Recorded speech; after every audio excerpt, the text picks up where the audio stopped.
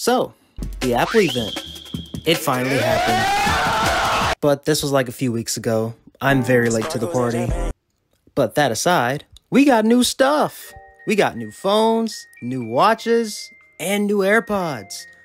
But for some reason, it just felt a little underwhelming to me. Okay, let's just get the elephant out of the room. The new iPhone 16 is finally here. It's new, but it doesn't feel new. Yeah, they gave us a slightly newish camera design. They gave us the extra button for camera controls. They added the action button to the regular models. They gave us a faster chip. But other than that, that's really it. And you know what? The 16 Pro isn't that much different. Slightly bigger screen, extra button for camera controls, action button again, and a slightly faster chip, and a new color. Like, where's the innovation? When's the last time we did something new with an iPhone? It's an iPhone with a camera. We don't do new. You mean you had 1 year and you somehow couldn't come up with a massive new feature to entice us buyers? I mean, I get it. You don't necessarily need the best thing every year, but at least have something good. Yeah, but... It is an iPhone, and it has a nice camera! Not saying that the camera button isn't good, but I don't think it's cutting it for most people. Or at least not enough to bite the bullet and upgrade. I mean, think about it. We're stuck with the iPhone 16, yet Huawei gets to have the first tri-folding phone. Make it make sense. Okay, next up, the Apple Watch. Also, can I just take a quick moment to acknowledge the fact that there are now 10 generations of the Apple Watch? Kind of insane when you think about it. We now have a depth gauge that can go up to 20 feet if you like swimming or scuba diving. Though that's not very far deep, so your satisfaction may vary. There's also a water temperature sensor, a slightly faster chip, a slightly faster charging rate, now charging from 0 to 80 in just 30 minutes instead of 45, which was the previous model.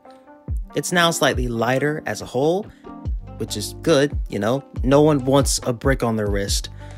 We also have a larger display, and wouldn't you know it, there's a speaker now. Really, nigga? Yeah, no, we have a legit speaker now. Now look, I know the previous models already have a speaker, but that's just to hear Siri and chimes all day telling you to get up every hour. But now we have a legit speaker with an actual driver that can play, you know, actual music and other forms of media. I don't know why it took them so long to implement this, but I'm glad it's here now. We don't do new. What does that even mean? You're right. He's absolutely right. New is overrated. And of course, I can't forget the biggest change of all. They finally brought it back. From the dead, they brought back Jet Black. Now me personally, my only gripe with Jet Black is the fact that it is a literal fingerprint magnet. Literally, it attracts fingerprints no matter where you put it. But chances are, most of you guys are throwing cases on your phones anyway. But then again, this is an Apple Watch, so you may not do that. On top of that, Jet Black isn't really that much different from Piano Black in a car. No matter what you do with it, it's just gonna attract nothing but dust and fingerprints. So your results on cleanliness may vary. AirPods. We actually got some pretty decent changes. Some wonderful, others downright disappointing. Starting with the AirPods 4, which actually got some of the biggest changes. And for once, all the changes presented here are actually pretty good.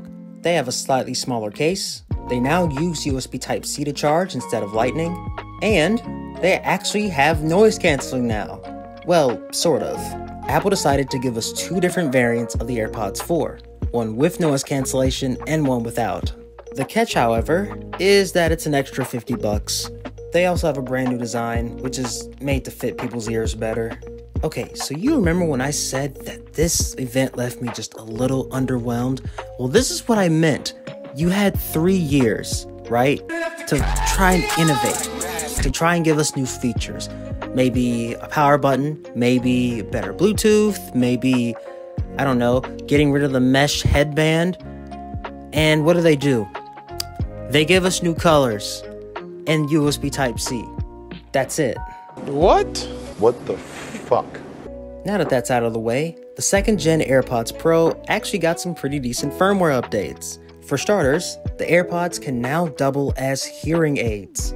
Yeah, kinda crazy. From what I gathered, the AirPods just use their microphones to pick up on voices and basically enhance them.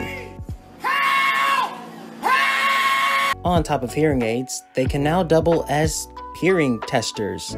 Yeah, apparently you can now test your ears with your AirPods.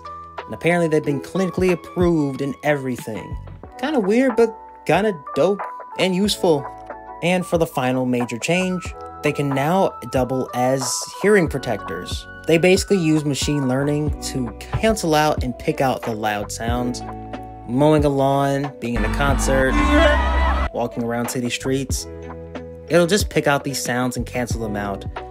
Apparently they work on all 3 modes, and apparently it's on by default, though I'm not sure if there's a setting to turn this off or not. Okay, a few things I forgot to add for the AirPods 4. They now have a case speaker in case you lose the case, making it better to find. You also now have wireless charging via an Apple Watch charger. Huh? Okay, I'll take that.